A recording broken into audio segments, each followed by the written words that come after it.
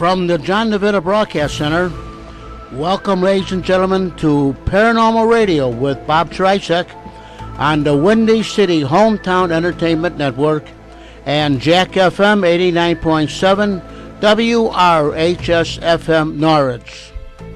Thank you, John. Thank you. It's very nice to be on again.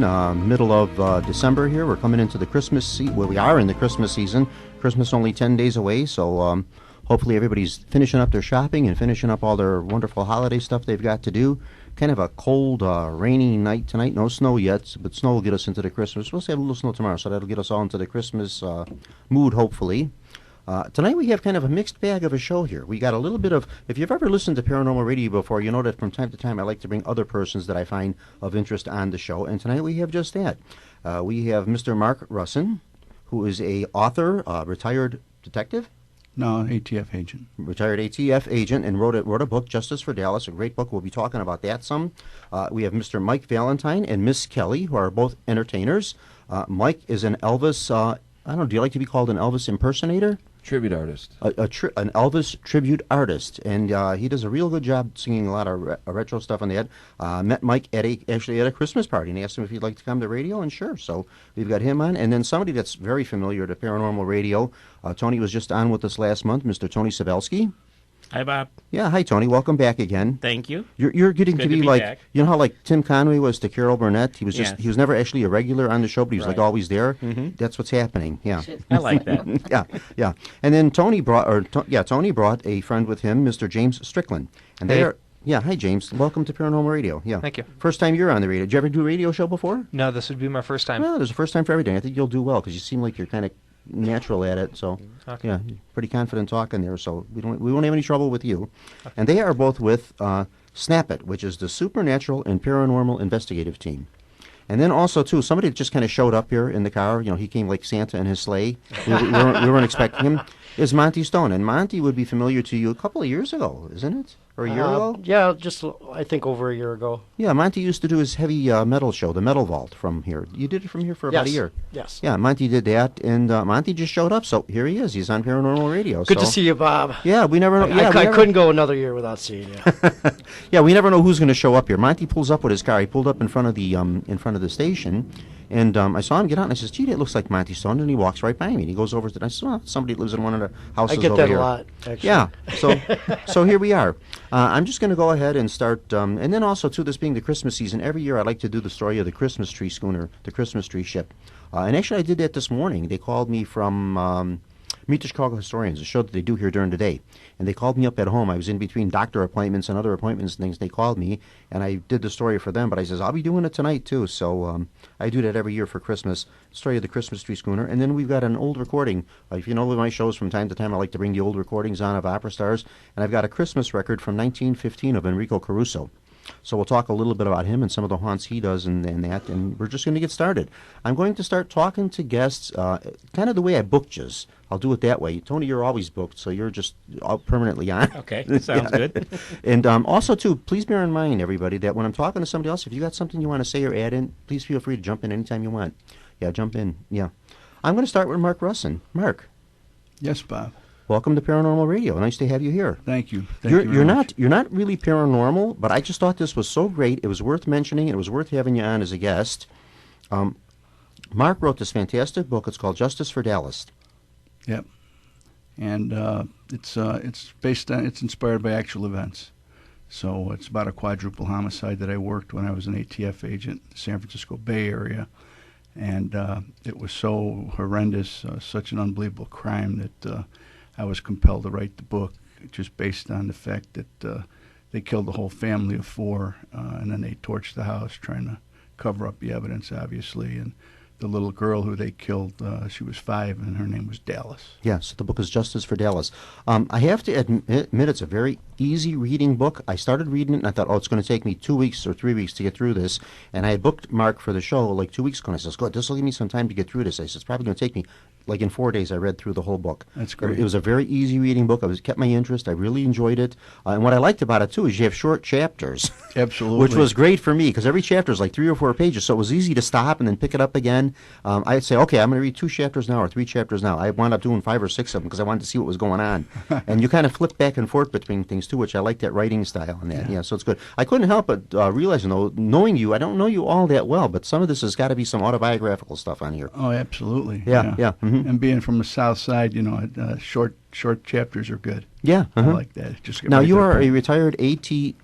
Mm-hmm. Now, what exactly is ATF for someone like me that doesn't know? Federal Agency, Alcohol, Tobacco, Firearms, and Explosives.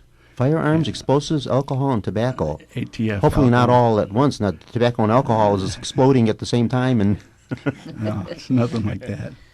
But so it's not like those trick cigarettes that blow up. That kind of thing. It's something a little more serious than that. There might be some of those. I don't Gotcha. know. Okay. Yeah. And before that, I left Chicago in 1980 to be a police officer in Las Vegas. So I was a cop out there. That's 4 where some of the years. autobiographical stuff comes in, because a good deal of Exactly. this book deals with a police officer in Las Vegas. Yeah. Yeah, it's pretty much me having my flashbacks and my night sweats and all those things that go with being a street cop.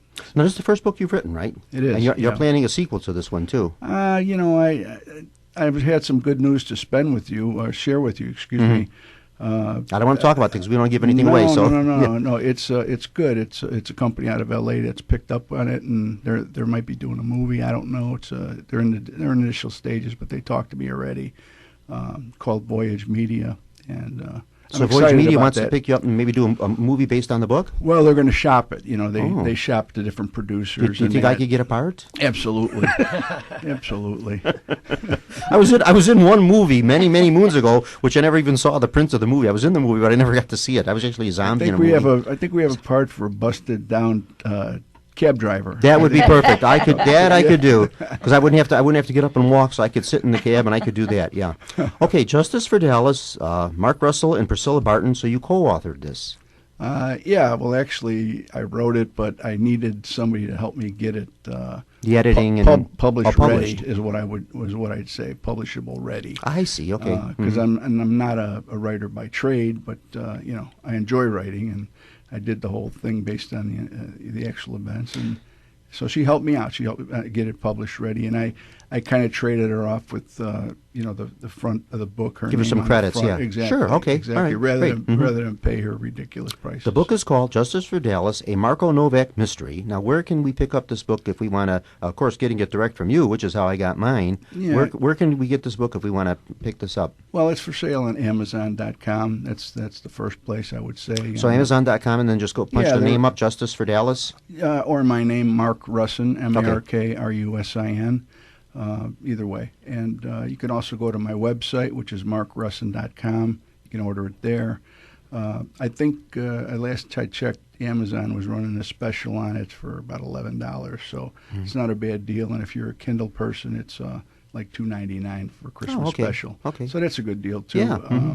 And if you order, I think if you order from Amazon, total like $30 or something, it's free shipping. So that's another good. Oh, so the book is $30 with the shipping fee? No. I'm saying if you order other books that would got it. total Total over $30. $30. Okay, yeah. okay. Yeah, I get then you. you get the free shipping. Got so, it, yeah. So it'll come on for them to buy some more books from Good, yeah. Now, since this is Paranormal Radio, I have to ask you some paranormal stuff, Certainly. too. Now, That's why I'm here. Where this murder took place was in a home, and, well, we won't be giving too much away if we say that the home was burnt. Right. Now, the home was burnt completely down, leveled, nothing left of it? Pretty much. Yeah. Pretty much. Anybody know of any kind of paranormal activity? I mean, a horrendous crime like this, a murder like this, a mass murder takes place. These are usually good places where some paranormal activity would occur. Anybody know of anything like that? No, not happening really. This was a situation where is biker related, and the father of the family basically was thought to be a snitch and maybe stole some money from the chapter of the motorcycle club. So they were, and he wouldn't remove a tattoo. And you have to, when you get kicked out of a club, you got to give him back the colors, the jacket, the rocker, whatever that is, and then you got to take off all tattoos or burn them off. However. And this guy wouldn't do it. Last time I was in a club, the only thing I had to take off was my Cub Scout hat. So last time I was in any kind of an organized club.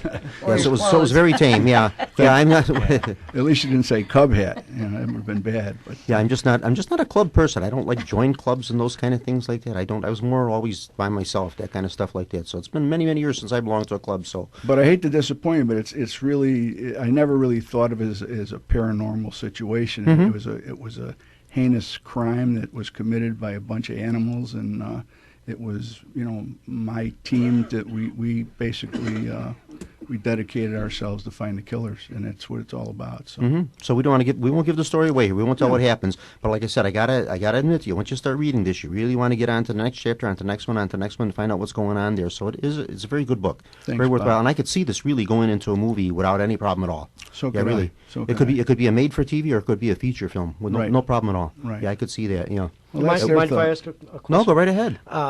Is This is Monty talking here, just in case somebody wants to know. Thank you, Bob.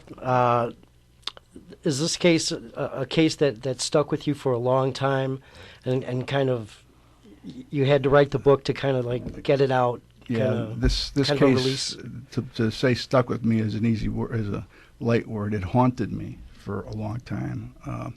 I don't know. I mean, obviously, you've never seen a little 5-year-old girl, with their throat slit from ear to ear. But that's something that you won't never forget. That would be something that would haunt you for And certain. then, Yeah. I was thinking about it on the way over. I worked some crazy scenes, but like the MGM Grand Fire in 1980 when I was a rookie cop. I pulled dead bodies out of that.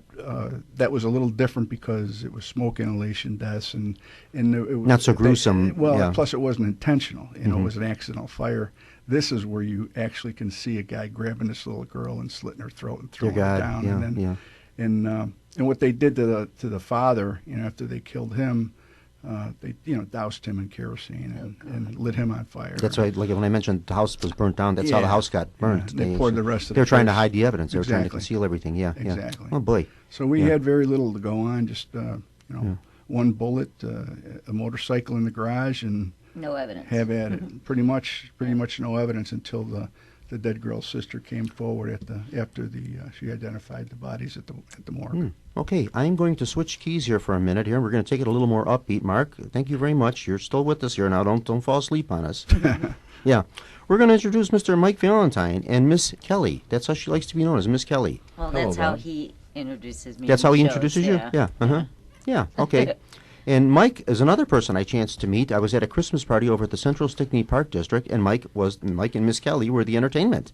And they were fantastic. I really liked them. I enjoyed their performance. And I went up to Mike after the performance and I asked him, I says, would you like to? And if you see Mike, of course you can't see him on the radio, you could tell he's an Elvis impersonator. He's got the Elvis hair and the thing. So I asked him, are you an Elvis? And then when I saw his little brochure, he does Elvis in there and that. And I asked him if he'd like to come on the radio, and sure, he'd do it. And he was serious about it. He called me up this morning. I said, yep, absolutely, come on.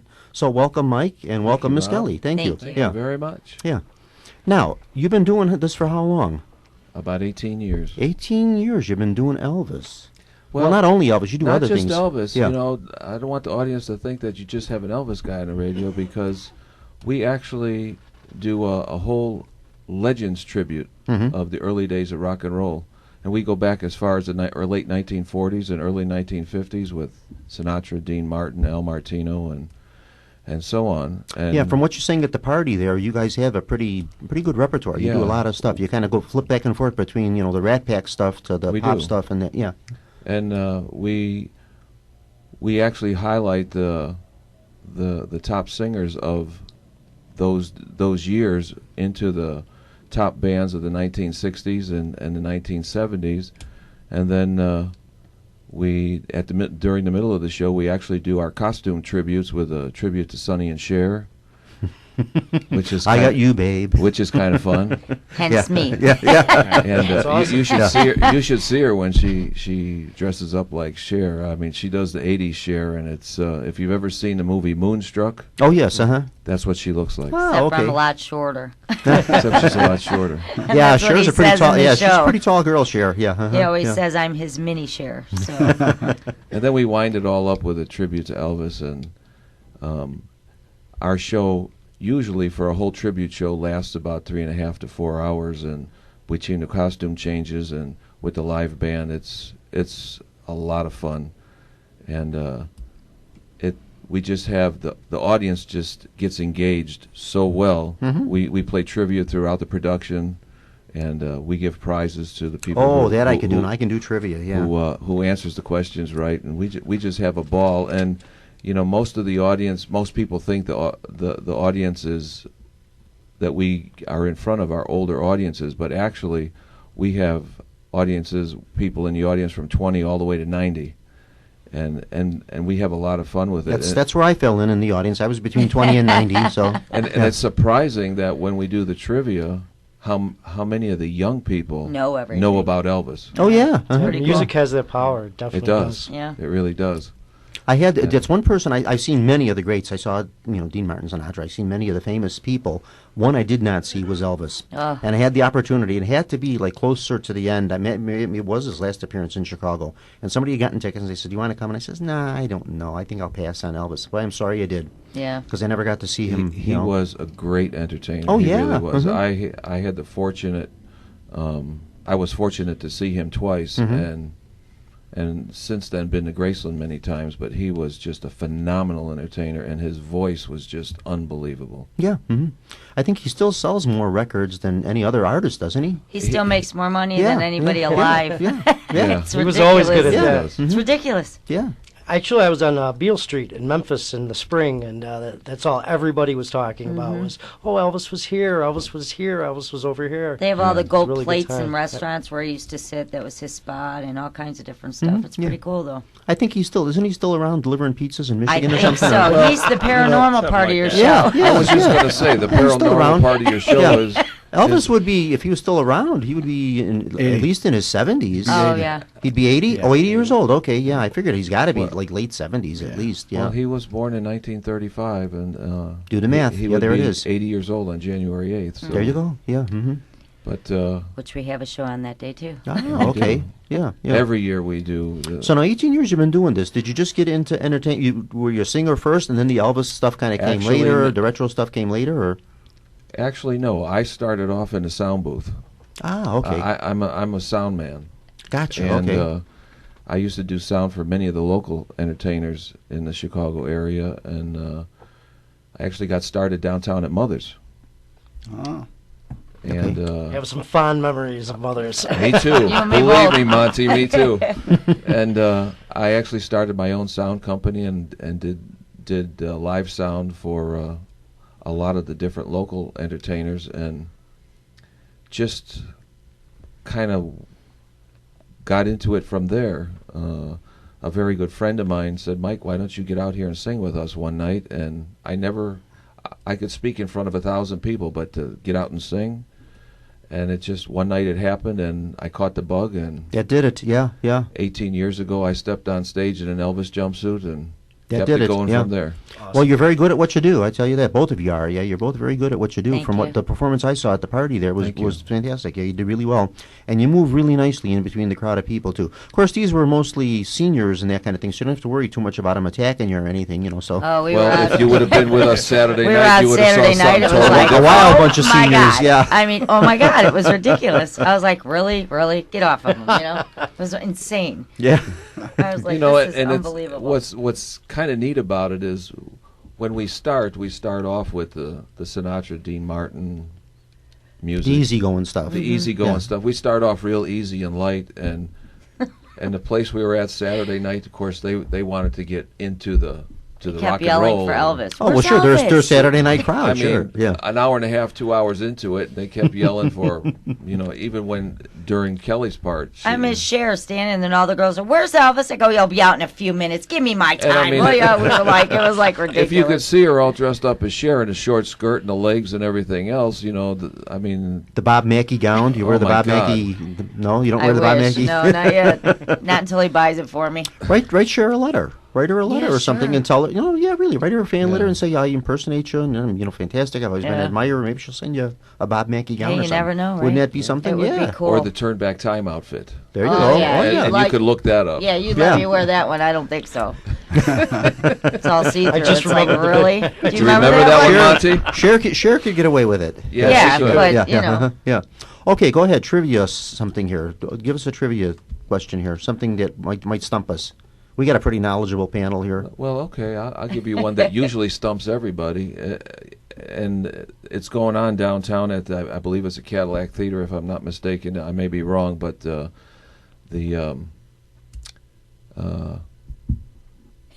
Even Gee, stumped no, Stumped himself. you? stumped I was just me. going to say, you stumped yourself, yeah.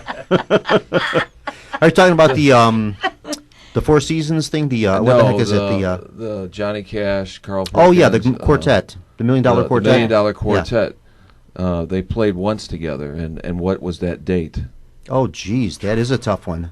Only one time when the four of them worked together, the $1 Million Only Quartet. one time. What was the date? This had to be. Was it in the 50s? It had to be in the 50s. It was in the 50s, and I'll say 56. And this musical has been going on in Chicago for the last 5.5 years. He keeps getting held over and held over, Yeah? and it's a great musical. And it's in Vegas also. I saw it in Vegas. It was phenomenal. You're right, in 1956. There you go. See, But Nice. we always ask the exact date because the date, like August 18th. I wouldn't know where that. Yeah. It's always published everywhere, and one of the trivia questions is what was the date the $1 Million Quartet got together, and it's actually December 4th, 1956. Oh, see, I was a month old. Yeah, I was born November 5th, 1956. I would have been a month old, so I don't remember it. Yeah. Hey, I remember when Kennedy got killed, and I was only a year. And Ah. I still remember it. It's the weirdest thing. You can remember what was that? When President Kennedy was shot and killed. A lot of people can. A lot of And I people was remember. only a year old. A lot of people It can was the remember weirdest Kennedy. thing. You can remember that at a year old? Yeah. What I can remember about Kennedy, when Kennedy got shot, was I remember there was no Bozo Circus on TV for like 3 days for the funeral. Because I was a little kid. I was 5 years old. Channel To me, 9, that they was what was saved- important. they did that real respectful, I Yeah, thought, when yeah. you see it as a child and you see it as an adult, it's two different things, I you was know. sitting in a rocky chair, little rocker thing. In You a can lime remember this green- at 1 in a year lime old. You're green amazing outfit. me. And I'm telling you, it's the only childhood, real young memory I have in watching it on television with my mom. That's what I can remember the little boy, saluting, John Kennedy and all that. And my mother But that's explained from a all this visual to that me and you everything, see all the things, Yeah. But I'm talking actual memory of a child thing. Mhm. It's the weirdest thing. Yeah. That's Yeah, I've the got only a- memory I have of that, like that. I was 5 years old, so my memory is like I said, there Right. being no Bozo Circus Right. on, and my mother explaining, "Oh, well, this was the president, The president that got died, and killed, this was yeah. something serious, and that." And so I knew it was something, but just exactly what I didn't know, and I really didn't care. I wanted to watch Bozo. Yeah, right. I want to watch the bucket. Yeah. I like the game. Yeah. Grand prize game. So that means Yeah. something else to you. Okay, we're going to switch gears again here and get some more people into the conversation here. We have the Snap It team, Mr. Tony Sapelski and Mr. James Strickland. Welcome to Paranormal. Thanks, Bob. In your case, I should say welcome back to Paranormal, because Tony's on here kind of Yes, frequently. I've been on here a few times. And this is James' introduction to radio. It was the first time he's been with us. Yep. Yeah. So now you two are with Snap It, Super. Let's start us again. Supernatural and paranormal investigative team. There we are. So now that's what you do. You investigate paranormal stuff. And supernatural. This is, and the supernatural, yeah. Okay, what are you working on now that you can give us? I know some paranormal investigative teams and things are a little secretive about what they're doing in some private spots and stuff. Anything you can talk about? Well, I also do tours. Oh, yes, Because of uh-huh. my tour schedule, I really didn't get to do a whole lot of investigating this year, so I'm Well- going to let James handle that. He went on the last investigation Okay. they did. Let's see. The last place we investigated was Octagon Hall in Kentucky. Octagon Hall in Kentucky. It Is this like something of historical interest? It's an old house, isn't it? That's Yeah, built it's like it's an octagon? old Yeah, familiar. It's an old plantation house that's built in an octagon shape, Okay. and it was also on a battlefield during the Civil War, and they actually built in corridors and tunnels inside the building to hide soldiers when the Confederate would come. Okay. So That's it was a pretty Union. So it was a Union stronghold, but they were Or the other way around. the other Confederates. way around. Yeah, Confederate I'm sorry. soldiers when the Union soldiers came through. Yeah. Okay, got it. Okay. Uh-huh. Right. So it was a very interesting place. We didn't really get much on the way of actual paranormal activity, but Mhm. it was still a really neat place to look at. They had a lot of historical stuff there. Sure. Anything that's that old, there's a lot of history, especially Civil Right. War, like Gettysburg, of course, being a big, paranormal battlefield, Well, so that's to speak. because all the Right. death that happened. Oh, sure, You know, yeah. and Yeah. all their Yeah. spirits Anytime are you still have that there, much yeah. destruction and that Yeah. length of time and that, sure, you're going to have stuff happening there and that. Yeah. Tony's tours, the Elgin. What are they called? Elgin or Naperville. I work for Haunted Hometowns Corporation. And I've given the tours both in Elgin or Naperville. James has been on many of the Elgin ones. Cool. Okay. I still have to go on one. You still have to get It's out just there. it's just too far for me to definitely drive to have to Elgin. get out yeah. You definitely have to do the Yeah, Elgin yeah. Ghost Tour. Yeah. This Well, year if it's might. closer for you to come by me where I live, and then you could ride with me. That's Oh, okay, we could cool. do We could do that. Yeah. Mhm. Now, you're over in Addison. I live in Addison. Okay, yes. so it would be close for me to go to Yeah. Addison and then out to Elgin that Right. way. So we'll have to do that. Yeah. Yeah. Mhm. This year, my tour schedule was very, because I had like a leg injury this year, so I didn't do many tours at all, many of the walking tours. I only did one with the Summit Park District. I gave one tour, but I did do a lot of lectures and stuff. And still, I got a lecture coming up too. December, I'm through with lectures, but I do have one on the 15th of January coming up, and that will be with the Justice Public Library, right over there on Archer Road, close to Resurrection Mary country there. Yeah. So I'll be over at Justice there talking, and we're right close to it. It's just a good stone's throw. paranormal study. Oh yeah, Actually, Resurrection Mary. I actually grew up a block away from there. Yeah, Resurrection Mary. That's a great yeah. place to be, guys. I'll tell you what. Oh yeah. Yeah. The mausoleum there is one of the few places that actually gives me the creeps. I will not go in the elevator in that mausoleum. I have so much family in Resurrection Cemetery and in the mausoleum of that. He's but afraid they'll come but I out won't and get go. him. No, because you know what? They have trouble with the power in that mausoleum with the electric system. That usually when I go in there's nobody in there. And you'll get stuck, and then you'll never get down. You'll be I like, figured I'm dead. they'll find me 3 weeks later. They'll find my skeleton in that elevator. You know. I'll say, "Oh look, Bob." You know. They won't have to move you too far. That's perfect. Yeah. If And then y'all we'll be in there later with our equipment trying to make that. If y'all want to go and find a spot that's, I know definitely has paranormal in it, and it's the cemetery across on Harlem and 16th, that big cemetery. Jewish Waldheim. That one. Oh, Elizabeth okay, Taylor's yeah. ex-husband's I used to live in the Yeah. apartment building across the street from there. Oh, And I okay. used to get spirits that come and visit me in my room. Forest Oh, I Park. believe it. Now Flapper isn't Girl. I believe it. And isn't I Liz swear to Taylor's you. husband Conrad Hilton? Isn't he in Waldheim? I He's think buried so, in Waldheim. yes. yeah. Yeah. Was it Conrad Hilton or what? That was her. That was her yeah, first he's buried. husband. The one that got killed in the Well, plane Mark crash. Todd wasn't it? is the one that Michael they- Todd. That's Michael what I'm Todd is the Todd. one that they That's dug what I'm up. thinking of. Not Conrad Hilton. They She was actually- never married to Conrad Hilton. Where did that come from? I know. Everybody agrees with me. I think Monty was the one who said that. Yeah. Michael Todd is the one I was thinking of. I had the Conrad right Hilton, cemetery, and everybody's wrong heads are going, husband. yeah. You know, see, just goes to show you, I could say anything and people would believe it. So, But that would be the place to check out, I'm telling you. yeah. You're also right close to, I should know this because I give the tours there all the time. Circus, Walden, Hagenbeck and Wallace Circus Train Wreck.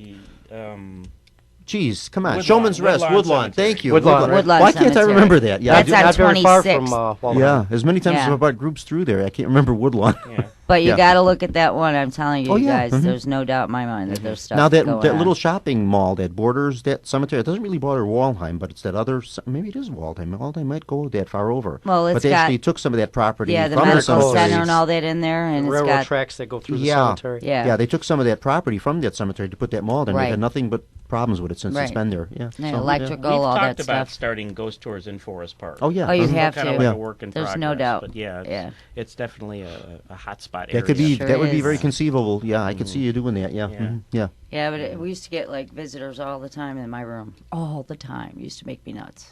And it's not a joke either. I'm sure that wasn't. Oh, it's yeah. Sure that wasn't We're Mike. believers. I'm sure We it wasn't believe you. spirits of another kind. No, I'm telling you, it was spirits. That's no doubt. Now, you Such a as close a connection. police investigator and this kind of stuff, have you ever had any of these creepy feelings, like when you do, like you're investigating a crime scene, you go in and any feeling that there's something Get more the hair on there? the back of your neck stand up. Yeah. Yeah, that happens a lot, but I mean, like I said, I haven't really been into this paranormal stuff. This is all new to me. Quite honestly, I think it's all BS. But Okay, you know, everybody that's to their just- opinion, no that's just problem, me, yeah. but I just don't. I don't see it that way. But it's I dealt in reality, and not paranormal Sure. stuff. But then again, my wife is into it, so I mean it's Okay. like you said, to each their own. But, Yeah, everybody's their own. Until the day it happens to you, then you Right. get it. But if it's Sure. got to happen to somebody, if they don't have it happen to them, they're never going to believe it. Yeah. It's like seeing is believing or feeling is believing. Dude, Yeah. when you're One- sitting there one and man that I something wanted like to this get, to you, you know dang straight something's there, One man I tried to get as a guest to come on the radio and was, lecturer with the Historical Society and that kind of thing like that. And I thought he'd be a good guest to come on the show and that. And he kind of was avoiding it. And I asked him like 2 or 3 times. And after that, I don't like to ask any more than that. And he finally said to me, he says, I wouldn't come on your show only because it's paranormal radio and I don't believe in paranormal. I think it's a bunch of mumbo jumbo. And I said, okay. And he says, that's it? You're not going to argue with me? He says, no. I never try to sway anybody's beliefs or, everybody to their own. Everybody's left to their right. own devices. Believe what you choose Right. to believe. That's it. Mr. Mike Valentine, Now you impersonate and sing all these, famous people and all this kind of stuff. You have connections with them. Anything ever happen? I've talked to other people that do like Elvis impersonators, Marilyn Monroe impersonators, Beatles impersonators, this kind of stuff. They all claim that they have these strange paranormal things where a song will come on the radio, something will go on the radio, a Beatles song will pull up on the radio, they can't turn it off. They have, pictures behind them. They're sitting in a restaurant and it's a picture of Marilyn Monroe and all these kind of crazy things. Anything like that ever happen to you? Not really. No? Okay. Yeah, so you're honest about really. it. Yeah. Mm-hmm. I have to say honestly, no, not really. But I do have, when I'm out in front of an audience on stage and into the Elvis material, it's a very strange feeling to be doing that because Elvis was my favorite entertainer, and to be able to go out there in front of an audience and people actually look at you and yell. Oh, sure, because that's somebody that was, very beloved and very well remembered, and oh, yeah. It's almost like a channel effect, oh, yeah. you know? Yeah. You were going to say that, weren't you? And, I always tell everybody Elvis isn't dead. Elvis is alive in all of our hearts. For those people who are really, really big Elvis fans. I keep telling you, he's delivering pizzas in Michigan. Yeah. I'm telling. I've had the for pizza years. in Michigan. I've been saying this for years. I also have to go back to the Sinatra and Dean Martin stuff, because when I was 24 years old, I had the opportunity to see Frank Sinatra and Dean Martin at the Sabre Room in Hickory Hills. Oh, good. Yes, yeah. And I get the same feeling when we're into the Rat Pack material. It's just phenomenal when you're out there and you step out of reality into the fantasy world of entertaining. Yeah. And it's really, really spooky sometimes. Okay, with that, we are going to stop. We're going to take a very short break here, and we will be right back. Stick with us, folks, with more on Paranormal Radio. Our breaks are like a minute.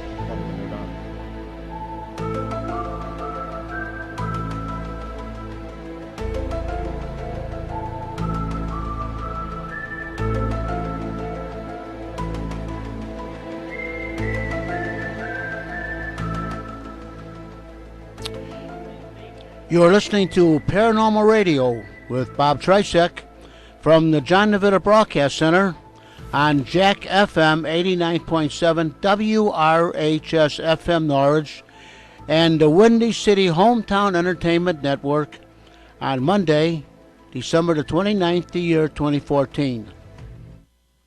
And this is Jack FM 89.7 WRHS FM Norwich, Illinois. And now, back to Paranormal Radio and Bob Trisek. Can you hear me? John? Oh, there it goes. Okay, we're on. Okay. For a second there, we couldn't hear me. And then as soon as I said John, boom, the voice went on. Yeah, that's the way it usually works. Okay, before we start talking back with more conversation here, which is really good. I like the way this is going. Very interesting people. A nice panel of people we got on. I said I was going to play this old recording. From time to time, I like to do this stuff. And I had an experience doing this when I was on Monty's show some time back. Actually, I didn't play anything on there. No, we mostly just talked. Yeah, we mostly talked, yeah. But you could still find that it's up on video YouTube. on YouTube. Yeah, it's on YouTube, yeah. Anyway, we're going to play this. It's a Christmas recording of Enrico Caruso, famous opera star from days gone by. Actually, it's a 1915 recording, and it's the Cantique de Noël. And then we'll talk a little bit about Enrico Caruso, and then we'll get back to the conversation here. That's, of course, if I get the phonograph working right. Sometimes we have trouble with the technology here. So let's see. I should have tested this out ahead of time. Okay, we're going.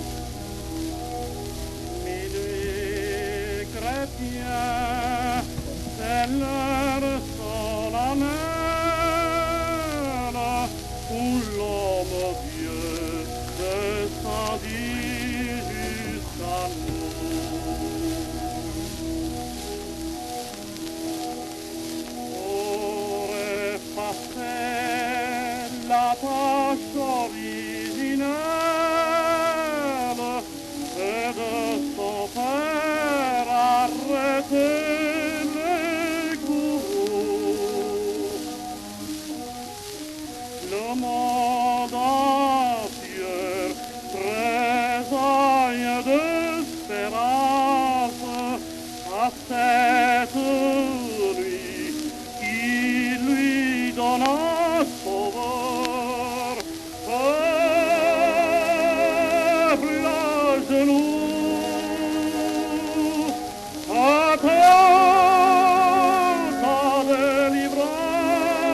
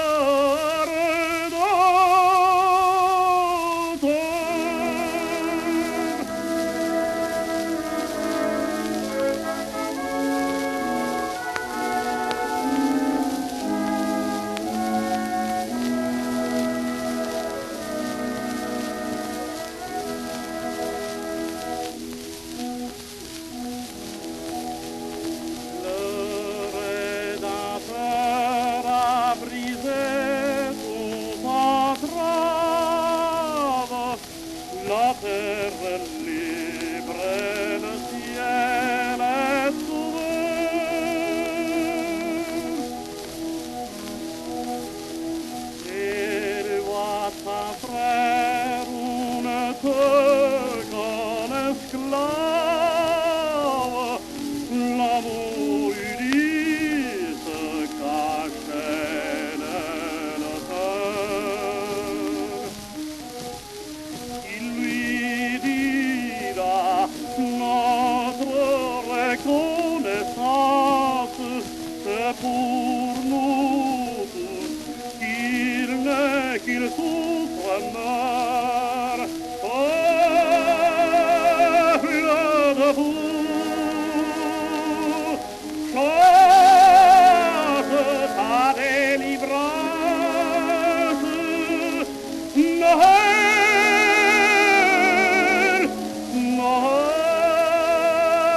Noël, chantons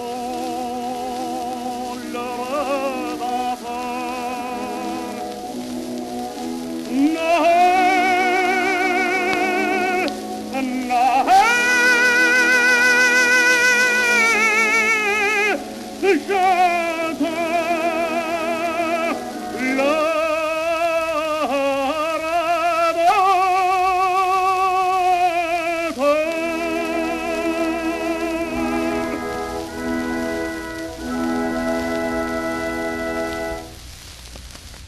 Okay, that was the voice of Enrico Caruso from so long ago, from a 1915 recording, singing a Christmas song. So I thought it would be appropriate to bring on tonight. Mr. Enrico Caruso passed away in 1921, aged 48 years old, far, far too young, taken from the world way too young, but arguably one of the, well, not arguably too much. He's kind of stood the test of time as one of the greatest tenors to ever live, possibly the greatest to ever have lived. Mr. Caruso's spirit has been known to still be around with us, though. He does like to haunt the Brady Opera House in Oklahoma, of all places. He had been doing a North American tour and had went and did a concert over at the Brady Opera House in Oklahoma, and in between concert engagements, they took him for a tour in an open car to the oil fields, to go see the oil fields. And supposedly he caught a cold and caught a flu from that, and that started pleurisy, which eventually did him in and was one of the things that caused his early death. Also, too, he's known to haunt La Scala in Italy, the opera house in Italy, where his ghost, when it's seen, is often mistaken for another tenor. He's often mistaken for Francesco Tamagno, but then people realize the spirit they're seeing has a beard, and Caruso had no beard, so it's someone else. But nonetheless, his spirit has been known to be seen there, and then people also say at the Metropolitan Opera House in New York. But I find that one a little hard to believe, because Caruso never performed in the Met where it exists now. He performed in the old Met, which has been torn down, and the new Met went up in its place, so I don't know if his spirit would be seen there. Nonetheless, that's a little bit about Enrico Caruso, and it always reminds me of Al Capone because it's everything I've read about Al Capone. He was a huge Enrico Caruso fan. Well, yeah, him being Italian and being right in that era in the 20s and that and in the teens and that, sure he would have. Yeah, Caruso's recordings were very big in the Italian community. He's one of those artists too that actually crossed over, like kind of like what Pavarotti did a few years back. An opera star that kind of crossed over into pop singing and that kind of stuff. Became people that owned phonograph in those years of Victrola.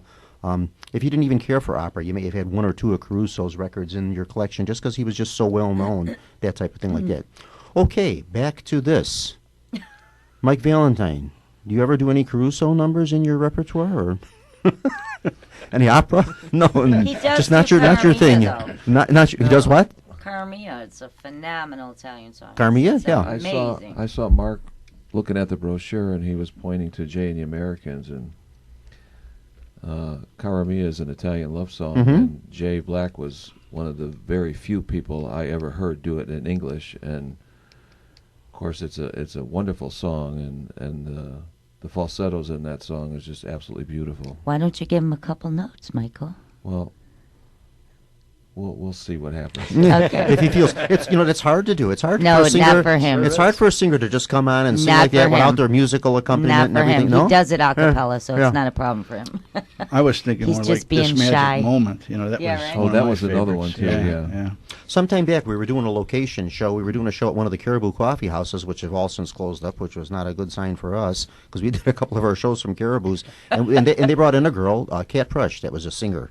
and she just came on and just sang cold turkey. I mean, she just belted out into the microphone, and she was very good. I was really impressed with her, so I had her come on here, too. We had her on a couple of times like that, but that's tough to do. It is, for a singer to call them to just do it, because I know you have to prepare yourself to do a performance and that kind of stuff, so. Not him. So if you are so inspired, you may sing. If you do not wish to, you do not have to sing. We won't press you for it. We got to do some advertising for you now, just in case someone wants to book you. I'm sure you're probably booked up now through New Year's with parties and things. But in case someone wants to get you for some engagements, where would they get a hold of you? Well, they can go to our website at www.retro-rock.net. Retro Rock? Retro-rock.net. Retro Rock Entertainment. Okay. And all of the booking information is on there, and the calendar is on there, and pictures, and okay, the whole band and the group. And so now when they book, do they say, I want Elvis, I want Sinatra, I want Sonny and Cher, or do you just get them all? You get them all with the package here? No, you can take an a la carte menu if you like. Well, I've done just Rat Pack shows. We've done just Sonny and Cher shows. We've done just Elvis. Most of the time we do the whole Legend show. But here, just this past Saturday, we also do a gospel type show too. Yeah, you did a couple of gospel numbers at the thing that I was at. Yeah. Mm-hmm. It was early Saturday morning. We did a little gospel thing, and which is nice because. Well, if it's Saturday, do you do it in Hebrew? Yeah. Nice guy he is. Well, no, that's not derogatory. Saturday right. is the Sabbath. That's the Hebrews. You're right. You're absolutely right. Yep. But Elvis started. So are you a cantor too, or no? No, I'm not Jewish. God, he's not. You were talking He's about. He's not Neil Diamond. Okay, he was talking let about it go. Al Capone before. I'm 100% Italian. So. Oh. I'm half Italian. I don't which half though. If it's the top half or the bottom half. I know I'm half Italian. I'm half. Yeah. Half Italian too. But, yeah, or it could be my right half or my left half. I don't know which half it is, but I know I'm half Italian. So Elvis started in his career in gospel. Yes, he sure did. Yeah, and that's where my gospel comes from. Just about every performance he ever did, he always included a couple of gospel numbers. Yeah, he was very, very devoted to God. He I guess sure was. Yeah, yeah. Mm-hmm. But if we're going to sing anything, we got to sing a Christmas song. No, you're going to do Carmi if you're going to sing. You guys got to hear that. Whatever you choose to do. If you choose not to sing, that's entirely up to you. If you want to, that's fine. We'll wait till the end of the broadcast and see what happens. You'll be our grand finale. Yeah, there you go. Could I just start singing? Sure, please, Monty. Help me out here. Well, Monty, the idea is we're trying to attract listeners, not lose them. You'd be like me. We should do a duet. We'd be the two rusty nails. I can't carry a note for anything. No, just not my thing. I love music and that, but I just never had the talent for singing. Never had the talent for playing a musical instrument. The only thing I could ever play was the radio. That was same here. Yeah, I was really good at sitting down in front of a microphone. Mm-hmm. Yeah, I never had the talent for music. I always enjoyed it and everything like that, but myself, no talent. No. I was always percussion, but because I couldn't read music. Oh, percussion doesn't read music? Well, it was easier. Gotcha. Okay. Yeah. Because you didn't really have to worry about the notes or anything. I tried my hand at that. I tried playing drums when I was a kid. I didn't have the talent for that. I just never had the musical talent. I couldn't do drums either. I was always like cymbals or bass drum or something like that. That'd be easy. Stand there with the triangle. Ding. That would be it. Yeah. Drummers blow my mind. How about you, Mark? Any musical talents? Never. No, just strictly police, and that's it. Pretty much. That's been my life. Yeah. So now since you're retired... I also do a Mike Ditka impersonation. You look like Mike Ditka. You kind of do. He resembles Mike Ditka. You'd be very good at this because you look like Mike Ditka. You guys could be brothers. Yeah. I get tracked down all the time in the streets. And sounds like him too. Hey, can I get your autograph and everything? And the one that kills me is when the parents give them the kid to take a picture with Ditka with the kid. Sure. Like they think I'm him. Mm-hmm. And I'm like, I'm really not him. And then they think that I'm a jerk because you're lying. I'm not taking. I'm not giving them their fantasy. I don't want to be. Yeah, I don't want to be bothered with their kid. Now, you can. If you are catch-22. The way this works, unless I'm wrong on this, if anybody has any inside information, as you can correct me if I'm wrong. But the way this works is if you do Mike Ditka and people come up to you and they want the autograph, you can say, sure, I'll sign it. But you have to find out how he signs his. Like if he signs his Mike Ditka, you have to sign yours Mr. Ditka. Because if you sign it the way he signs his, you can get in trouble for impersonating him. Right. That kind of thing. Because there was a man years ago that looked like Colonel Sanders. He did. He looked just like Colonel Sanders, exactly like him. With the white suit, the whole thing and all that and everything. And people would always approach him and want his autograph and everything. And he wouldn't sign it Colonel Sanders. He would sign it the Kentucky Colonel. Because that way he avoided any lawsuits from the Colonel himself for impersonating the Colonel. Yeah. Well, when they asked me for mine, I just signed it Mark Russin. So. They get my autograph. There you go. I got your autograph. You signed a book for me, Yes, so yeah, I got your. absolutely. He did a book signing for me. He gave me very generously gave me a copy of his book Justice for Dallas, which you can pick up on Amazon.com. Go to I'm Amazon. definitely checking that out. Amazon.com and Looks just punch up the fascinating. title and it'll come up and we can get it. Yeah. Yeah. Or my name, either way. Justice for Dallas Okay. or my name, yeah. Mark Ruskin. Russin. Russin. R-U-S-I-N. Mark Russin. Is it available in ebook, Mark? It is. Well, Kindle and ebook, that type of thing. Yeah. You can get that. I think, like I said, I think they're running a special on that too. So, yeah. So Tony, you still doing your tours now that it's the Christmas we're season? actually on a slight break right now. Ah, for the okay. holidays, Yeah, I and would then imagine. We are Mhm. supposed to start some wintertime van tours in January. Really? Yeah. Hopefully the weather will be cooperative. Hopefully. So far, so good. So far, far, so so good. good. Yeah, If let's not it let's not stays talk like about this- it. 'Cause then something will happen If it to stays it like this, we might actually do through the whole regular season. Yeah. tours. Oh yeah. That would be cool. Most of the year, I mean, I gave about 4 nights a week of tours from April till mid-November. Wow. Fantastic. How many people are on your tours? How many people do you It take? varies. Some nights I'd have a small group of 4. 4 Other people. nights- other Lord. nights Well, I I'd shouldn't say that. I've done 6. So. Yeah, it Yeah, happens. yeah. And there's some nights I've had 40. Yeah, that's how it goes. Yeah. Mhm. That's when he gives me a call. That's when I give him a call. And You need a backup, huh? Yeah. Did you guys ever go to Charleston, South Carolina? I have not. No. Oh God, you guys, you'd love it out there with the paranormal stuff. We've It's- traveled to a number of places, but that's not. Charleston one of has some really cool ones. They have tons of ghost tours. Oh yeah, just about every southern city's Yeah, got them. yes. New Orleans is full of them. I could tell When you. I went to the one, though, New it was Orleans the many coolest times. thing because Tennessee? there's this lady that sits on the porch, and her dog. The dog was the trip of the whole thing. You see the chair rocking, and right away you think, yeah, okay, someone got a string. Or Look for the whatever, and fishing they're line, pulling yeah. it, So you automatically go and feel everywhere. There's nothing. You feel nothing. But you're standing there, and this damn dog comes up behind your leg and rubs you, and you're like, what the? And nothing's there. It's like, oh, and they go, oh, yeah, that's her dog. And you're like, oh, really? Like, Oh, so you you're could have feeling. told So me this that. is something you're feeling on the tour. You There's could no dog. feel You're it. feeling. There's no Oh, It's just a dog. ghost dog. so you're experiencing the It's chair the woman rocking and her dog. They're both the Oh, okay. ghosts on the Okay. porch Oh. of the house. And they you include walk this up, on the tour, and this happens every it's time in the they bring a tour. and that dog is out there every single I'd time. like to know how they get that to happen on every Yeah, tour. Every tour. It'd be I don't almost know. It's impossible. the spirits. They're always there. They're never Huh. gone. The 'Cause chair we never get the constantly same rocking. activity each I was time. going to say it's very hard to command The them chair to do is things. constantly Yeah. sitting rocking all the time. She's never left the porch. Her and her dog are on the porch always. Well, if you got to spend eternity somewhere, I guess Why that's not be as where you good a wanna place. be? Yeah, Yeah, as why good a not? place as Yeah. any. Yeah. So they get have paid well. tons. Yeah. It's so cool. I'd say to use a high-powered magnet with a fan. That would be your or the old time. or the old fishing line Yeah. on the. Oh, we felt everywhere around that chair because you got to do it. Somebody was doing that at Lincoln, Lincoln's home in Springfield, Right. and there's that story about the rocker, Right. rocking all the time in the front parlor, the horsehair rocker, and they found one of the tour guides had hooked up a fishing line to it and was pulling it. He no longer is a guide at the Lincoln Right. home, Right. yeah, yeah. He was But we every did time a that. tour We group come through, felt people say, everywhere. "Look, the chair is rocking."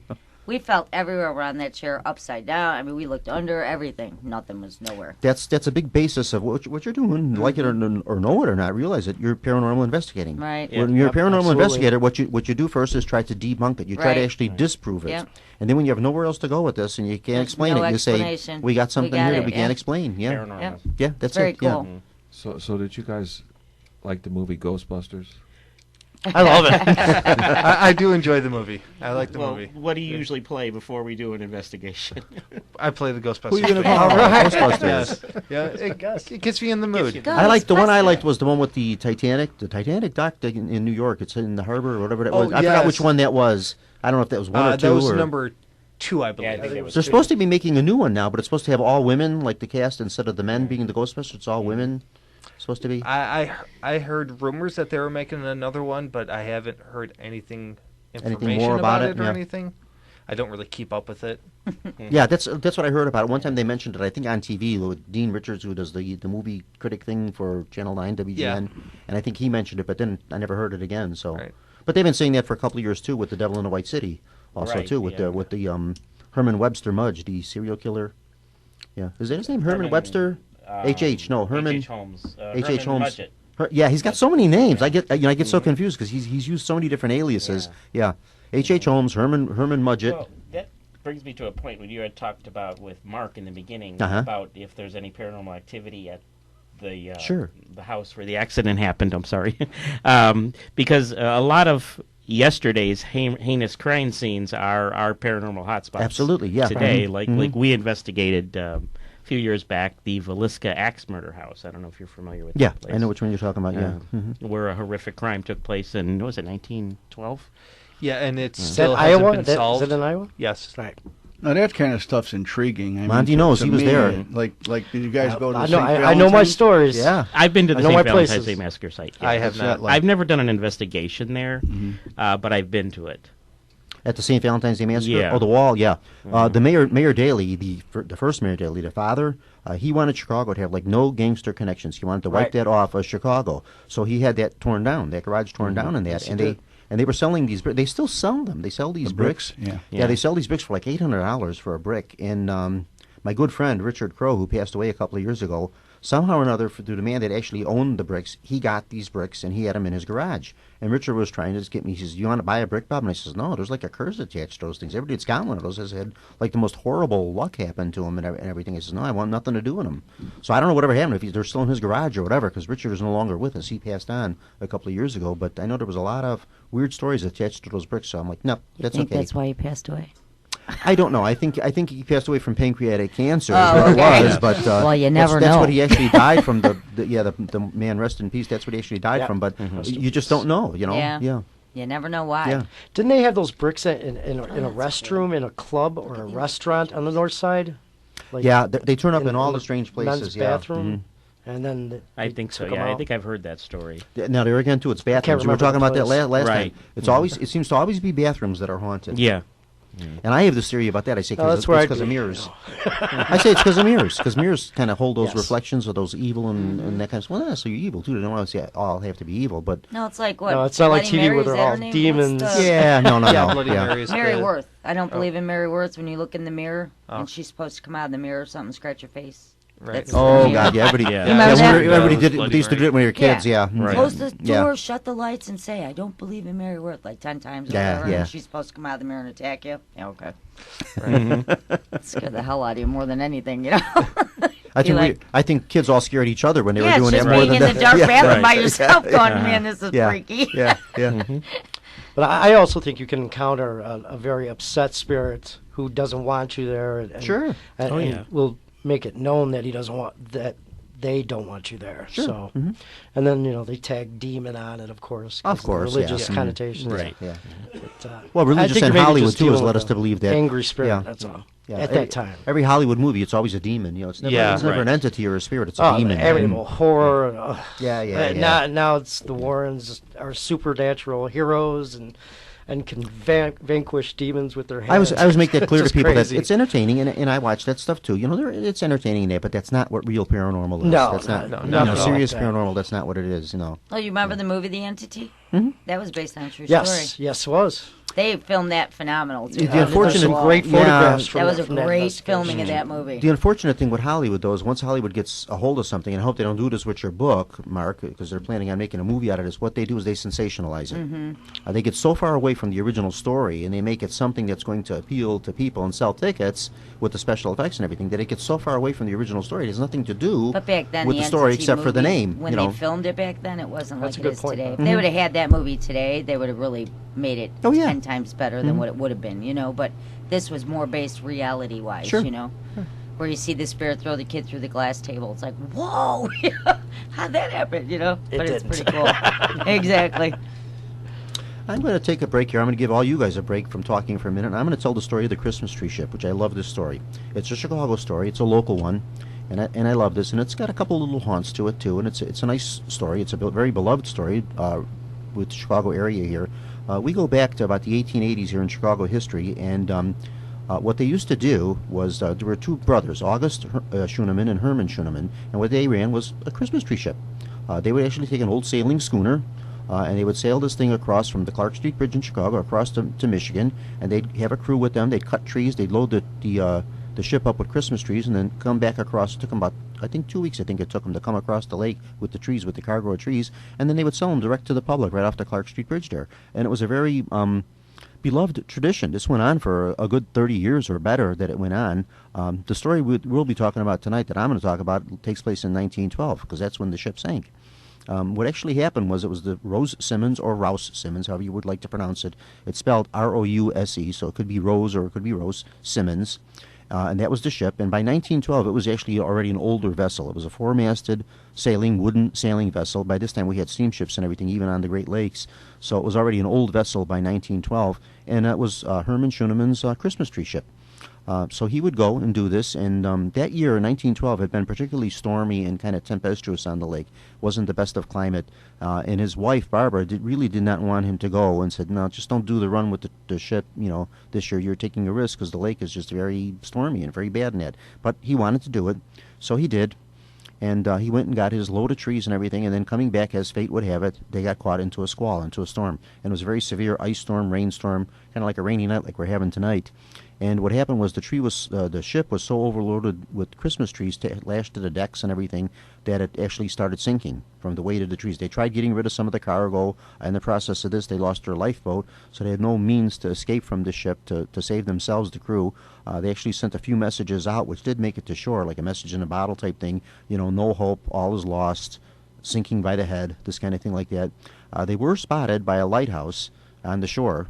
They saw them. They saw that they were in trouble. They did send a gasoline-powered boat out after them to try to help, but that boat had to turn around and come back itself because it couldn't stand the storm. They were at risk of losing that crew, too. So they had to abandon that project. Well, the end result was the Rose Simmons sank, and the whole crew was lost. I think it was a crew of 12. They were all lost. No bodies were ever retrieved.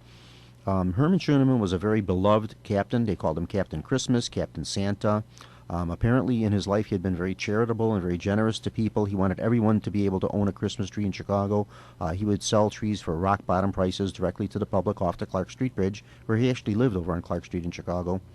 And he would give a lot to charities and things, too, in churches and stuff like that. So he was a very beloved man, Captain Santa, they like to call him.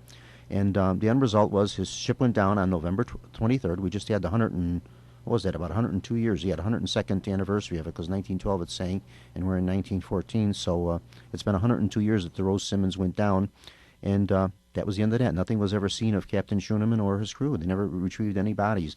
The Great Lakes claimed all their remains. The Rose Simmons has been found. It's in 162 feet of water off the coast of Michigan. Actually, not off the coast. It's more like in the middle of the lake. So it has been found. Occasionally through the years, as the ship lashings and things would break away from the ship and deteriorate, trees would bob to the surface, and they'd wash ashore on Michigan and on the Wisconsin shorelines. And this started, spelling some tales of the supernatural about it being a haunted Christmas tree ship, and trees are washing up, no explanation on the shore. And as you know, with paranormal, we try to debunk things, and this was one explanation, was that they were coming from the Christmas tree ship, coming from the Rose Simmons. And in 1922, which would have been 10 years after the ship went down, a fishing vessel on the Great Lakes actually in their net retrieved Captain Schuneman's wallet.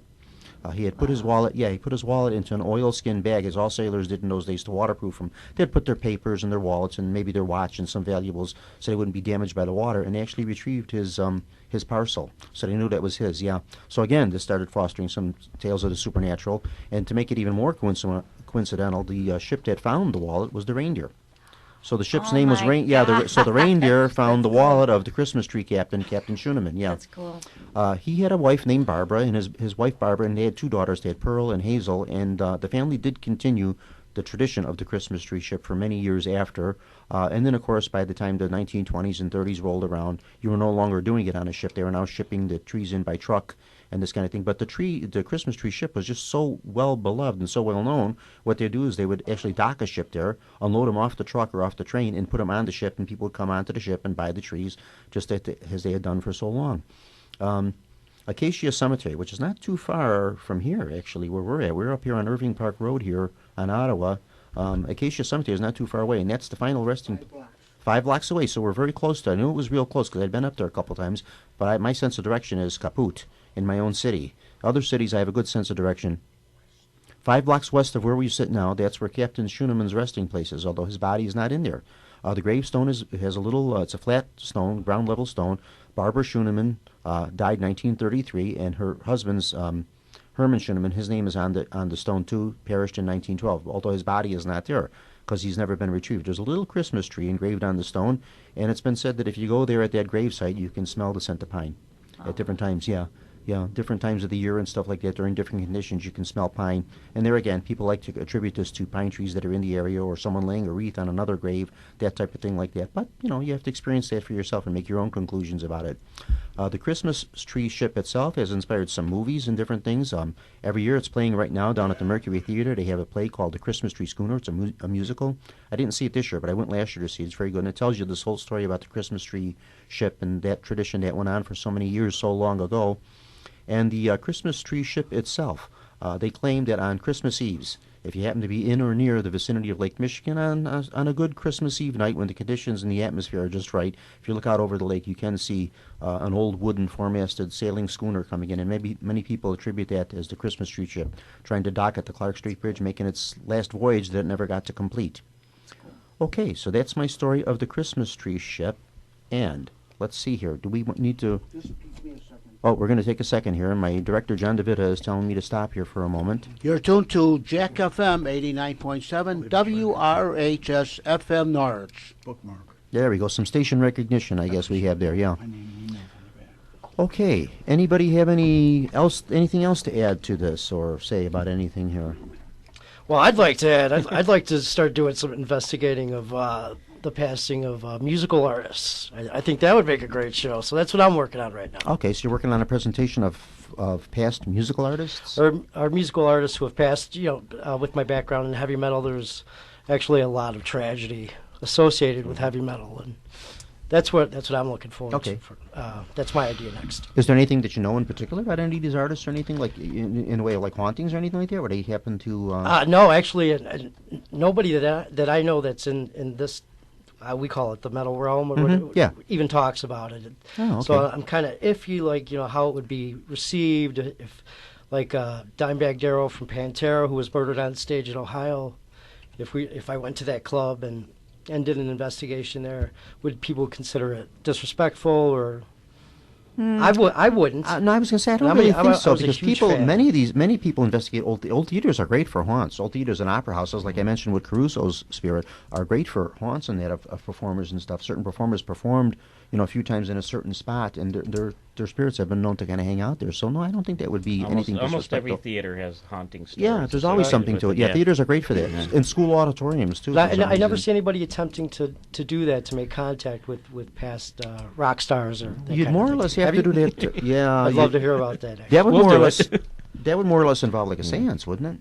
I think just an investigation, just your basic equipment. I don't know. What would you, Tony? What would you think? Would you have better results with a seance or just an investigation? Well, we could use our equipment, like our spirit box. Now, the way you're talking about this, like you had some experience with it. Have you contacted anybody famous? I don't know. Have we contacted anybody famous? Nobody that I can think of. Not really. No. But we do get the spirits of particular locations. Okay. And if that's a spirit of that location, right, and they just happen to be famous, it'll pop up. Sure, they're there at that time. Yeah. So that's something I've been fascinated with lately. So that's interesting. Yeah, that's interesting. That's an interesting project. Yeah. Okay. Yeah. Thanks for letting me plug that. But sure. Yeah, that's what we try to do on this show. We don't pay you, so we try to give you plugs. So this check isn't real. Yeah. We try to give. Mr. Tony Sabelski, if anybody's interested in going on these tours, which will be continuing through the winter months, how do we get to go on the Elgin Ghost tours?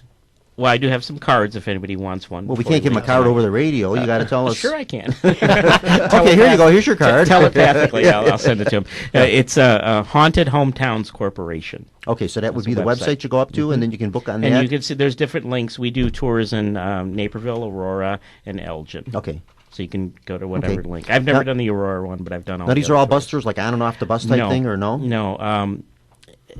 In Naperville, it's a walking tour. Ooh, walking it tour. It starts in downtown and it goes through the historic district. Yeah. The one in the winter is going to be a bus or van tour. I would hope so. I wouldn't be out there walking around in January out there. And then in Elgin, we do two separate tours. One is a 4-hour van tour. Okay. And then the other is just a 3-hour ghost hunt in this one cemetery called Bluff City Cemetery. Okay. So the whole 3 hours is in that Yes. cemetery. Wow. And we ran those through the end of January. Must be a pretty big cemetery. But then you do a little different. It's though. You do 120 equipment and acres. stuff. Yeah, we bring out equipment That's and everything. huge. They filmed Nightmare on Elm Street Part 5 in that cemetery. Oh, okay. So the spirit of Robert Englund is hanging around, Yes. even though he hasn't really passed Even though away he's yet, still though. So alive. He's yeah. making new Nightmare on Elm Street, I think. That is the Not a problem. Some cemetery. people have Yeah. claimed to see spirits of people that are still around. So yeah. Yeah. That is the cemetery to go to on the tours. Really, Yes, I've Yeah. done it a couple of times, and it's actually one of the few places that there's only 2 places that give me the creeps, and that's one of them. oh, okay. So yeah, it's So if really the cemetery neat. is giving creeps to the paranormal investigator, you know that it's a creepy cemetery. Yes. Well, apparently Yeah. it did give Robert Englund big time creeps. Robert Englund gives me the creeps. Well, yeah. Yeah, yeah. He probably he's- gave the cemetery the Yeah, creeps, and the yeah. cemetery gave him the creeps. Too many creeps here. Yeah, Yeah. What are the cost of your tours, Tony? If anybody wants to book them. Well, it's not my company. Okay. I work for Diane Ladley. You don't have to explain She's yourself. the owner and Just tell, founder of it. Just tell, just tell us how much the swindle costs. I mean, this tour Swindle costs. the van tours are, I think she's up to $65 now. Oh my! That's Okay. not Per bad. person. Do you get lunch with this too? You get lunch, and Okay. I'll personally entertain you. I'll do Elvis if you want. Okay. For $65, I think you deserve that. But I have to admit, though, now your tours are a little different because you use the equipment We use and the things. And that, so paranormal it's a little equipment. different We're than in just the these little, cemetery at right, night. than the type of tour you may have And been even on. the yeah. Naperville want to pull out paranormal equipment. Yeah, so at you the do a lot of locations. extras for the It's money, a lot so, yeah, different than yeah, yeah. walking around Yeah. and talking. But Naperville, I think, is $25. Oh, okay, for that's the tour. walking tour, And yeah, Aurora is okay. also like $25. Okay, cool. Yeah, All it's right. because they don't have to pay for gas. Right, Yeah. no gas. Plus, we have to have insurance to be in the cemetery. You know, that it's night. an unfortunate thing. Like when you mention gas like that, it's always something you have to. I'm talking with the Hickory Hills Park District about doing a few tours for the next season with them, and also with the Summit. We have one planned for May. We already got a date set for that one with Summit, and we have to always figure in the gas because right now gas is $2 and Thank 50 God, cents a yeah. gallon or whatever. But come May and June, God only knows. Could some war starts in Iraq or something, and we're up to $6 a gallon. So you got to always factor that into your Exactly. to your stuff. So give us that name I'm again. definitely in on the tours, though. Okay, I'll give I you a dig card that. before the end of Give the us that name again, so if they want to book it. Haunted Hometowns Corporation. Okay, go up on there, go up on your website, and they Right. can book the tour there and that. And they do this right over online with the credit You card. can and do the it whole right shebang? online with the okay, credit cool. card and everything. Okay, Mr. Mike Valentine and Miss Kelly, thank you both for coming on. Thank where you, you, where, Bob. now, where are you Having coming? us. Now, where are you going to be appearing in the next day or two? I should say, because you're probably very big booked for the holiday holiday actually, season. our we took Christmas off so this year because we haven't had very many Christmases off for a while. So, but we're I don't blame you. Yeah.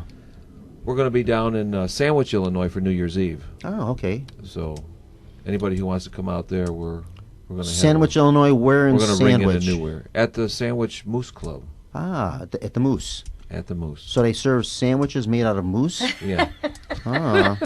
we're going to be bringing in the New Year down there with the moose. How much would your performances cost to go to? I don't actually set the rates. It all depends. Yeah, on it's usually you do like parties and things. It's all booked like Yeah. the park Yeah. district Oh, or the It organization. all depends. Yeah. It all depends on who's hosting Okay. the event. But we do the summertime. We do the festival circuit, and we do, Sure, all the church things and the carnivals and this and Well, that. we and did the other and Oakley all that, Fest yeah. last year, and Okay. we do like Sure. bars and stuff will hire us for parties, and if you go to those, it's just like you go there and drink, and whatever you Yeah. buy is what you Okay. pay for. Mhm. Unless they're doing a cover at the door, but usually Gotcha, they don't okay. do stuff like Yeah. that, so Yeah. they pay for it. Well, you are so. two very talented performers, and I have to say that, what was that, the December 3rd, I was at the Stickney Park District where you guys were performing, and you turned in a wonderful performance. I enjoyed it, and someone was to book you, they'd certainly be getting their money's worth. And where do we do that at now? If they want to book you for any entertainment, where were they? www.retro-rock.net. Retro-rock.net. There you go. For Mr. Mike Valentine and Miss Kelly. Thank you. Mr. Mark Russin, Yes. it's been a joy, Mr. Ditka. Thank you very much.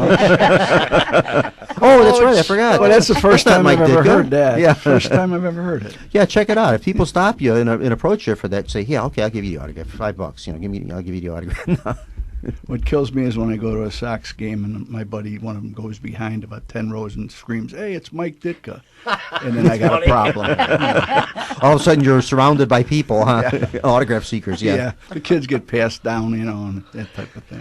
One time I was in a restaurant, which is real close to my house, walking distance from my house, Dallas restaurant, and I was in there having breakfast. And everybody was going, "Oh, that's so-and-so. They're always been, that's, so-and-so sitting there having breakfast." And I said, "Well, who's over there? Who is it?" And it was Dan Hampton from Chicago Bears. Mm-hmm. And he was sitting here having breakfast. So I says, "Well, I'll ask him for an autograph." Nobody wanted to do it. I says, "I'll do it." But I said, "I'm waiting." I said, "Let the man have his piece. Let him eat his dinner or his breakfast. And then when he's through eating, when they're just sitting there talking, having coffee, then I'll approach him." And that's what I did. And he said, and I says, "I didn't want to come and bother you while you're eating, but I wanted to." Very nice, real cordial. Shook my hand. My hand got lost in his because his hand was so huge. Animal, he's a Huge. I never saw such big hands on a human being. It was unbelievable. My hand just got lost. That That's was how you it. caught a football so well, right? Yeah, and he very gracious. He signed the autograph for me and for anybody else that wanted it and that. But something about You celebrities. were also being very gracious, letting him finish his meal Oh and yeah, not bothering him. yeah, absolutely. No, He's I would a never. person. Absolutely. Yeah, no, I think it's it's got to be horrible when you're you want to of course acknowledge your fans and all that kind of stuff when you're a performer or whatever. But I don't think you'd want to be disturbed. I had that problem all the time when I go. As if anybody knows me or recognizes me, huh? Mark, thank you so much for coming on. Thank and you, there Bob. again, Justice for Dallas, fantastic book. Can't recommend it I highly cannot enough. wait to read it, actually. And where do we get your book again? Amazon.com. Mm-hmm. Either type in my name, Mark Russin, Rusin, or Justice for Dallas, either way. And you can also go to my website, www.markrussin.com. It's MarkRusin.com. And on my website, I even have a picture with Ditka that proves that I'm not. So there. Okay, so go up there and look at the picture, and you'll see what we've been talking about tonight, how he resembles him. The name of the book is Justice for Dallas by Mr. Mark Russin.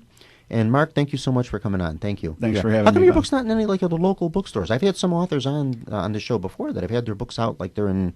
I go to Barnes and Noble or whatever it is out in Orland, and the books are on Everything's the shelf there. internet pretty much these days. Yeah. right? Everything is pretty much internet. Yeah, that's Amazon, true. You Yeah. know, but there's a few bookstores that have it, but I don't want to steer somebody and then them not have it. Yeah, But okay. it's easier enough. Just it's get it easy online. enough to get it online. mhm. Everybody's shopping Yeah. online now. So Okay, that is that. Monty, what the hell are you doing here? I just showed up. I had nothing else Yeah, to do. Monty just had nothing else Saw to me do on, walking outside on the sidewalk. You're like, hey, Yeah, aren't December you 15th, Monty had nowhere else to go, so he just decided So to here show I up am. and come as a parent. Welcome. I got ghost tours going on. I got entertainment coming up. I got a book to read. So Yeah, it was yeah. a wise decision. yeah. Thank you for inviting me, John. So your metal vault, you're not doing the metal vault anymore. You kind of got away from that for a while. Yeah, I'm really trying to push the paranormal investigation of musical tragedies. I mean, I'm Okay. fascinated by it. Okay. I've just figured with my background and knowledge in that type of music, and with so much tragedy tied to it, Sure, I so think it just- would be fascinating. I So do too. Yeah, I think that's you're what I'm onto working something. on. Yeah, yeah, very good. Okay. Well, thank you all for coming. Everyone have a wonderful holiday season, a wonderful Christmas and New Year's. Thank you so much for listening to Paranormal Radio. These shows are just a joy for me to do. If I may. Oh, I'm sorry. One moment here. Cut the music.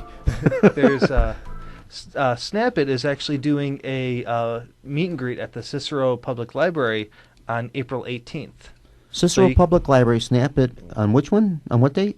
April 18th. Oh, that's still down the So line. you can Okay. come Yeah. and meet us, and we'll tell you about what we do and different things about paranormal. So April investigation. 18th, a meet and greet at the Cicero Public Library. Yes. Okay, so we got time for that one. Okay, so yeah. And as you know, they do the seances at Oh, yeah. you've been to it. Oh, yeah, The Yes. church in Cicero. They're through this year now. There are no more seances this year. Not this year. No, we'll probably start them up next year. Okay. Were you at? No, you weren't at the seance when I was there. Not at the one that you're at, but Yeah. I've been to them before. Okay. Yeah. That's awesome. I can't Yes. wait. You have to experience one of these seances. It's there again, something very, very different from what you've seen on TV, what you've seen in the Yes. movies. Seances are, the real deal seances are something entirely different. Yeah, very different. She's really, really good. Oh, yeah, yeah. The she we're talking about is Mahala Bacon? Yes, Mahala Bacon, Reverend Mahala Bacon. Reverend Mahala Reverend Bacon of the Spiritualist Church in Cicero. Yes. I Used forget to be what's- an old funeral home. Yeah. Well, go figure. It matches up just right, doesn't It's it? on 25th and Laramie. All the bodies and all the. I walked in yeah. there right when I And walked you in. I knew got a it. feeling. Yeah, I Yeah. knew there was something going on. Yeah, Yep. yeah. Okay, I guess that's it. We're going to conclude. Mr. Tony Sabelski, Mr. James, thank you so much for coming on. Thank you for having Mike us. Valentine, Miss Kelly, thank you. you. Mark, thank you so much, sir, for Thank coming you. on. A Thank pleasure you meeting so you much, and Bob. acquainting you. And there again, your book. Don't forget to buy the book. Monty, thanks for showing up. Thanks, Bob. Good seeing you again. Anytime, pop on anytime you want. Thanks. You'll be a regular like Tony. You know, Tony just pops up. I always extend the invitation anytime you want to come back on. All right, I'll just sit on the porch till the next show. Okay, and then don't forget, within a very couple of days, these shows will be up on YouTube. You listen to them on YouTube, the Windy City Network, www.windycityhometown.com. And then tomorrow morning, John DeVita, we are on Jack FM. Tomorrow morning, Jack FM 89.7, still at 10 o'clock? 10 o'clock in the morning, tomorrow morning, Jack FM 89.7, WRHS in Norwich. They air our shows there, so we're on 3 different places you'll be able to get us. Thank you so much, everyone. Have a wonderful Christmas and New Year's, and we'll see you all in January. I'm not sure of the date, and I'm not sure what I'm going to do on that show, but I got a couple ideas I'm working on. So we'll be back on... no, that's not my broadcast. I don't know who that is. That's somebody else. They got a date up there, January. They're pointing out a date to me that says January 19th. No, that's not when I'm coming on. I don't know who's doing that. Meet the Chicago Historians. Oh, the Chicago Historians. Okay, that'll be their next show, January 19th. Meet the Chicago Historians. Yeah, and also don't forget to listen to the other programs here on the Windy City Network. Meet the Chicago Historians, the Chicago Junction. So many great shows, yeah. Yeah, they got a lot of neat stuff here. Donna Sports. What's the new one they got, Don? The new... Well, we have quite a few. We got Wealth and Wisdom, and we have Donna Sports. We have Armchair Experts, and we have a whole list of shows that we do here at the John DeVita Broadcast Center. Yeah, so there's a lot of different stuff on here. So go pop into the Windy City Network there and find something that you think you might be interested in, and you won't be disappointed.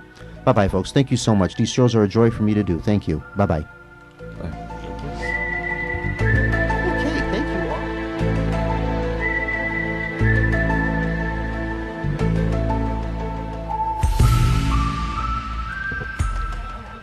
You have been listening to Paranormal Radio with Bob Tricek from the John DeVita Broadcast Center on the Windy City Hometown Entertainment Network and Jack FM 89.7 WRHS FM Norwich. Paranormal Radio was directed by John DeVita, engineered by James Rohde. The executive producer of Windy City Hometown Entertainment Network is Mr. John Seconda, and radio station manager Kevin Zeflik. This broadcast was pre-recorded on Monday, December the 15th, the year 2014. On behalf of the entire staff, Merry Christmas and Happy New Year to all our listeners.